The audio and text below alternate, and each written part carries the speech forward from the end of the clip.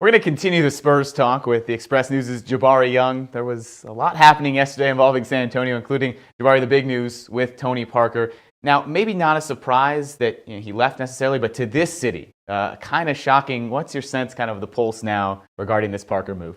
Well, I can't say that it's shocking at all. When you think of the big three, there was only one guy who I said, if you had to guess, who would not finish their career in San Antonio out of Tim Duncan, Manu Ginobili, and Tony Parker. And I've always said it was Tony Parker. Remember, back in the day, there were rumors about how Tony Parker wanted to get out before, wanted to go to New York, wasn't happy when the team was thinking about signing Jason Kidd. And so you run back all of that stuff in history and you says, who might not finish his career out of those three? And it was always Tony Parker in my eyes. But listen, the man said it was time to move on. It was time for a change. And I think at this point in his career, he was looking for a new challenge. Obviously, you know what he can bring here. He knows what Greg Popovich expects out of him. They obviously wanted him to continue to mentor DeJounte Murray, but down in Charlotte, James Borrego was there. He's familiar with that. Nick Batum, his very, very good friend from France, they're together now. So it was just a new time. It was time for him to take on a new challenge. And it was time for him to accept the new change. And that's why you see he signed that 2-year, $10 million deal down in Charlotte. It's a business decision, and sometimes people perhaps forget that, especially maybe you think here in San Antonio where you've had Tim Duncan here his whole career, David Robinson here his whole career,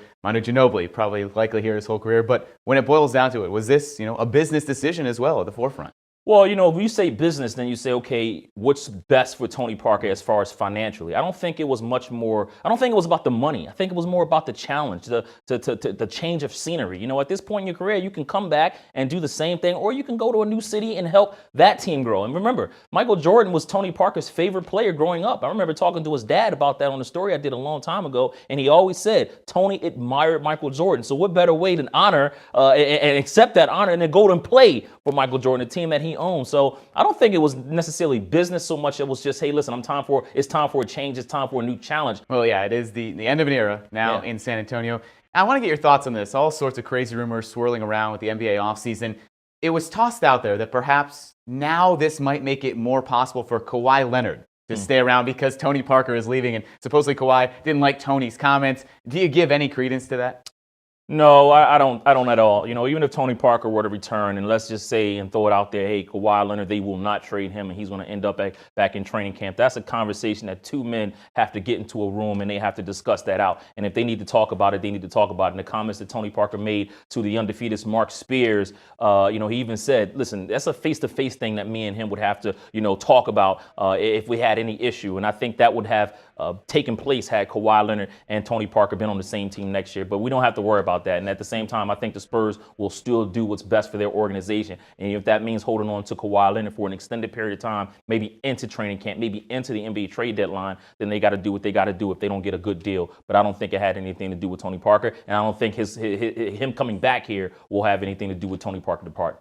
So the Spurs now, you just mentioned might do what's best for them, but the public seems to have turned on Kawhi Leonard if they haven't already. And Michelle Beadle, most notably, made some pretty strong comments regarding Kawhi. At this point, is a repair even possible here with Kawhi and the Spurs? Well, anything's possible. And if you are going to bring that man back into training camp, then the Spurs got to get in front of that, and they got to do some serious PR, and they have to correct any misconception, any false narrative out there that's surrounding Kawhi Leonard, because you're going to need to protect him, because obviously you said it before, the city right now has appeared to turn on him because of what they perceive to be betrayal, what they perceive to be a man who, is acting out of character. Might have gone a little bit under the radar last night, but Kyle Anderson signed the offer sheet with the Grizzlies. They threw down a pretty big number there. What does that mean for the Spurs? Are they going to match it? And is that the end for Kyle Anderson here in San Antonio? I can't see them matching it, but then again, who knows? They clearly made it known around league circles that they, wanted to retain Kyle Anderson, but whether they do that at $9 million per season for 4 years,